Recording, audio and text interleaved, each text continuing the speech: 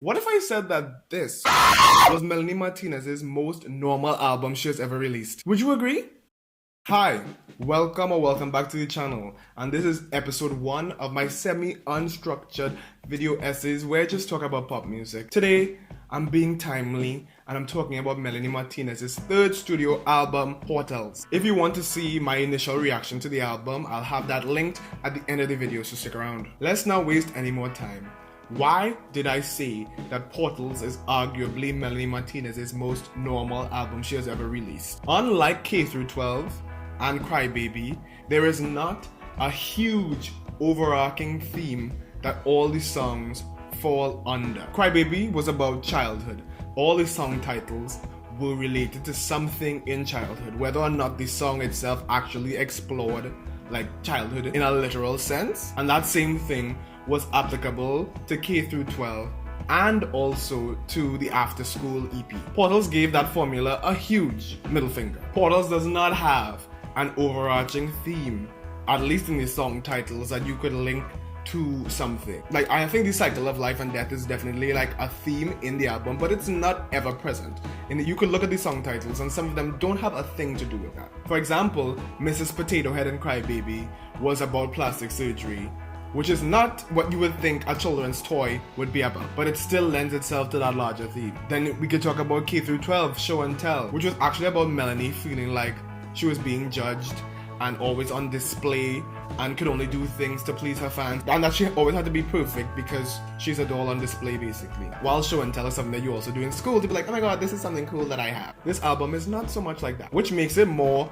normal and traditional. Most albums don't try to do what Melanie did with Crybaby and K-12 and the After School EP. Most albums are just like a collection of different narratives, which Portals also is. But Portals is a collection of different narratives with some strong combos, some strong correlations in there. Like the death, void, tunnel vision, womb combo. That is clearly about the life cycle and the afterlife and those types of things. And I'll be honest, as a big Melanie fan, I did have to mourn.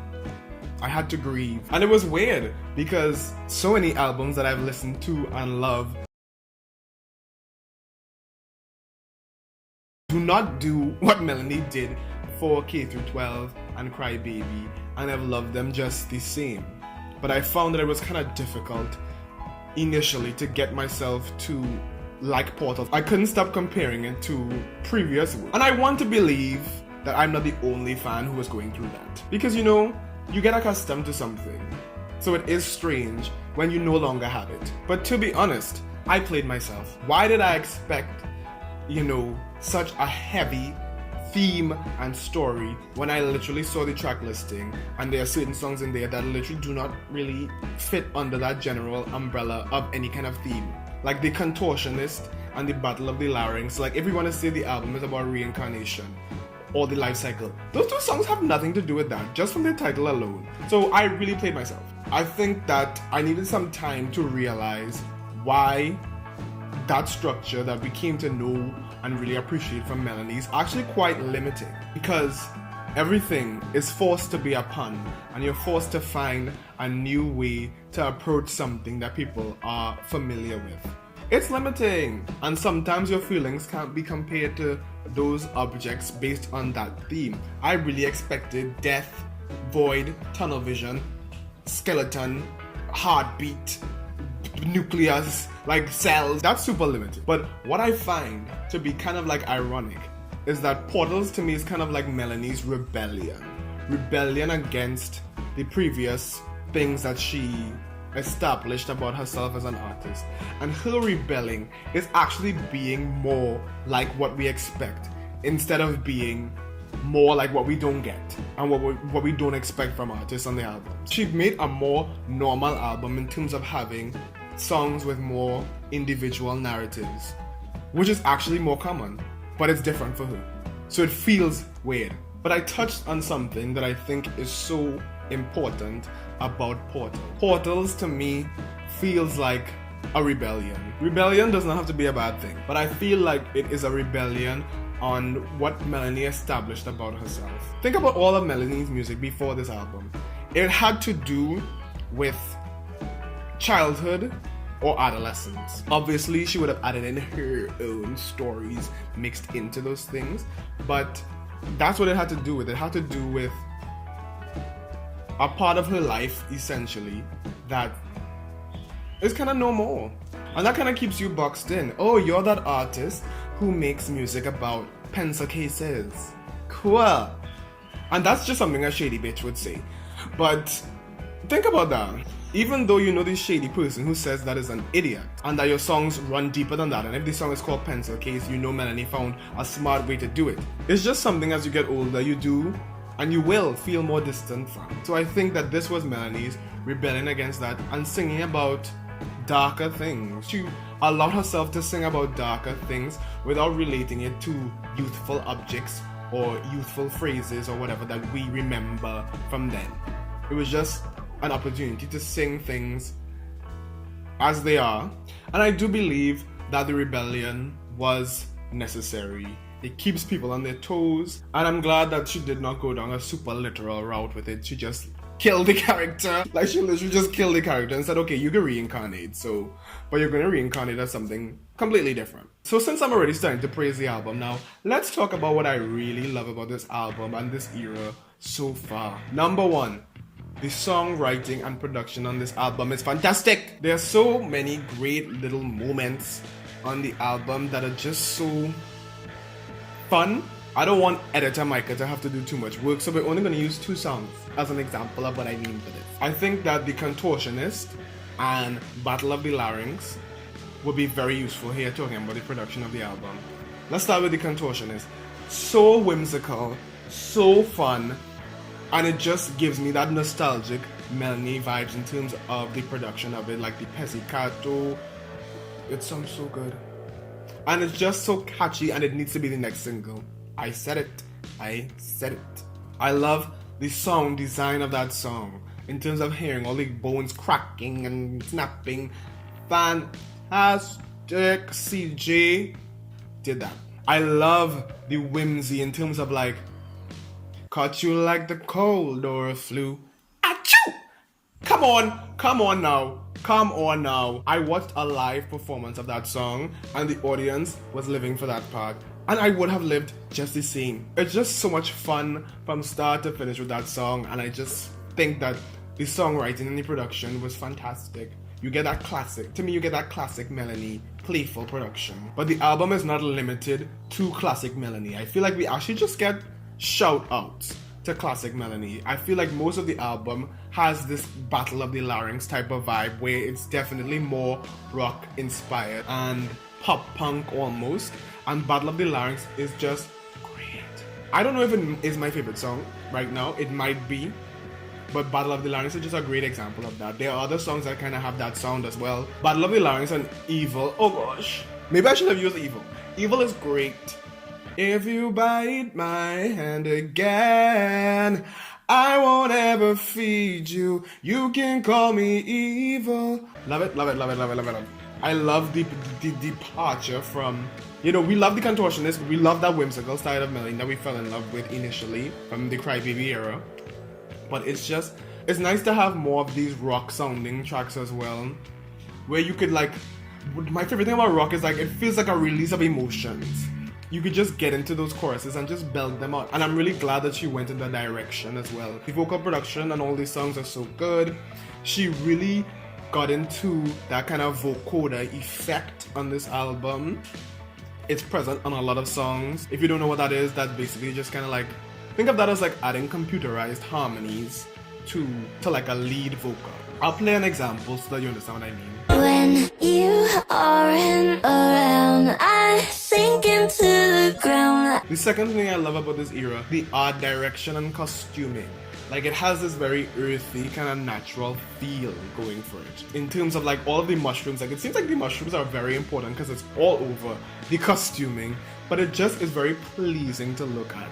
And Melanie took like 55 different pictures for the album cover, so whatever album cover suits your fancy, she's got one for you, which I also think is very cool and shows like a dedication to the aesthetic of the era. Even the character, though scary, the outfits that the character wears is really interesting and really thought out. And if you didn't know, like Melanie did the costume design for the Death music video, which is actually the third thing that I want to talk about that I loved, absolutely loved. I haven't watched a music video that many times in recent memory, honestly. Actually, wait, no. Okay. The last music video I watched that much was Made You Look by Megan Trainor. I'm not gonna apologize for it. It was just so puppy and girly and I lived for it. That music video by Megan gave me my pop life.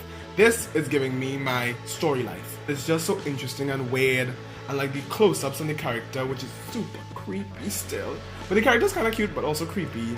The dancers, the when you aren't around, like I do it in time with her when I watch the performance.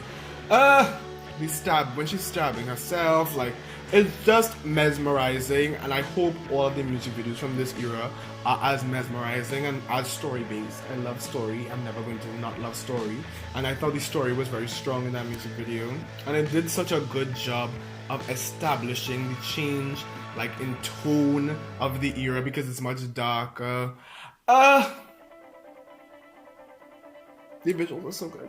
Having like the bunnies and the dog and the cat or whatever being like representative to me of the Crybaby era and Melanie's friends, like mourning the death of that character, and then, you know, the rebirth.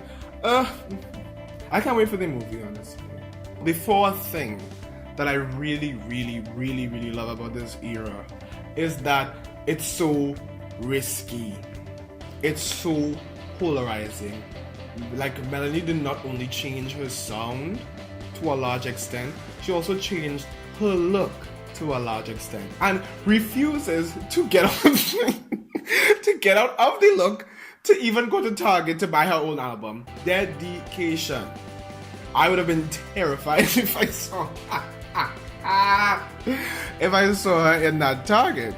But it's like, it's so risky because Melanie, in my opinion, is just adjacent to like the mainstream pop world, where looks, aesthetic, being considered pretty in some kind of way, whether you're pretty in a different way or pretty in a traditional way, being pretty is so important in the pop world. Being almost objectified is kind of important in the pop world. But this character kind of craps on that, and it's not about being traditionally pretty. It's not even being pretty off center. It's scary. It's giving Guillermo del Toro Shape of Water, but it's cool because it's so rebellious and it's so against the norm. That character, like, I've gotten used to it, but it still scares me.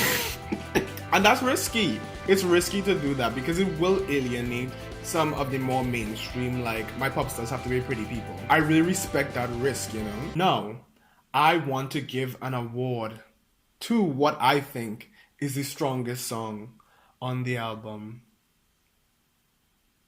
You could disagree with me in the comments. As a YouTuber with an opinion, this is what I believe is the strongest song on the album. Drum roll, please. Death. Oop!